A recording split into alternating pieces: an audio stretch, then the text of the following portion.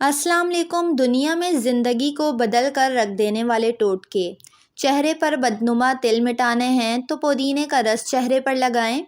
اگر سردی کی وجہ سے آنکھوں سے پانی آ رہا ہو تو آنکھوں میں سرما ڈالنے سے پانی رک جاتا ہے۔ بخار کے بعد یا کسی مرض کی وجہ سے بال گرتے ہوں تو کھوپرے کے تیل کا استعمال گرتے بالوں کو روکنے کے لیے نہایت ہی مؤثر ہے۔ کوئی بھی چیز تلتے ہوئے کڑاہی میں 2 یا 3 بوند لیموں کا رس ڈال دیں تو تیل تلی ہوئی چیزوں میں کم جذب ہوگا۔ انار کے چھلکے کا چھوٹا سا ٹکڑا چبانے سے الرجی اور پرانی کھانسی دور ہو جاتی ہے۔ پیروں پر لوشن یا ویزلین لگانے کے فوراً بعد موزے نہیں پہننے چاہیے، اس سے پیروں میں بدبو کا مسئلہ ہو سکتا ہے۔ اگر آپ کو شہد کی رنگت کچھ دھندلی سی یا بدلی ہوئی محسوس ہو تو اسے 10 منٹ کے لیے مائکرو ویو اوون میں گرم کریں، شہد پھر سے شفاف ہو جائے گا۔ سبزیاں کاٹتے وقت اکثر انگلیوں پر کالے داغ پڑ جاتے ہیں، اس لیے آلوؤں کو کاٹ کر انگلیوں پر رگڑنے یا پھر سفید سرکہ ملنے سے داغ دور ہو جاتے ہیں۔ اگر بادام والے جار میں ایک بڑا چمچ چینی شامل کر دیں تو بادام کئی مہینوں تک تازہ رہیں گے۔ ہلدی اور شہد کا ایک ساتھ استعمال، یہ ایک انتہائی کارآمد ٹوٹکا ہے۔ ہلدی اور شہد میں صحت کے حوالے سے کئی اہم اجزاء پائے جاتے ہیں۔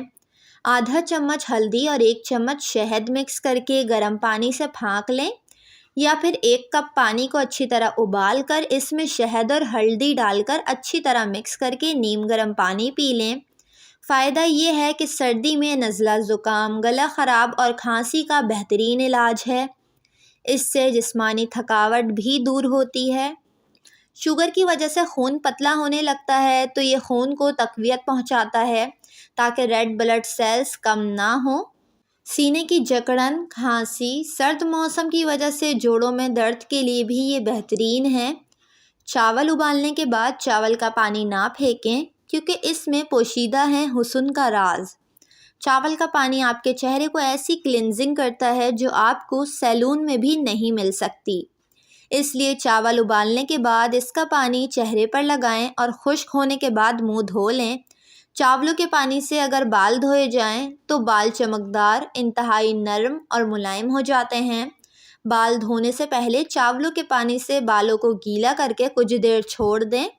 جڑوں میں چاولوں کا پانی لگائیں اور پھر سادے پانی سے بال دھو لیں۔ بال بالکل کنڈیشنر سے بھی بہترین طور پر نرم اور ملائم ہو جائیں گے۔ جو عورتیں اونچا بولتی ہیں وہ بے صبری ہوتی ہیں۔ کھڑے ہو کر کنگھی کرنے سے دل کمزور ہوتا ہے، پریشانیاں دور ہوتی ہیں، بال خوبصورت ہوتے ہیں، پیٹھ مضبوط ہوتی ہے، بلغم خارج ہوتا ہے۔ جب کھانے میں مکھی گر جائے تو اسے پھینک دو کیونکہ اس کے ایک بازو میں شفا ہے اور دوسرے میں بیماری۔